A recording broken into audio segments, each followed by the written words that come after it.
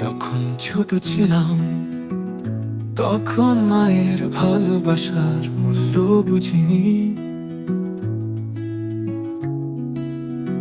যখন বড় হলাম ভালোবাসার মূল্য বুঝতে শিখলাম, তখন মা চলে গেল অনেক দূরে, যেখান থেকে কেউ ফিরে না। এখন মার সেই ভালোবাসা আকাশে বাতাসে খুঁজে ফিরি। আর বলি যেখানেই থাকো ভালো থেকো, তুমি আছো আর থাকবে আমার বুকে যতদিন বেঁচে আছি।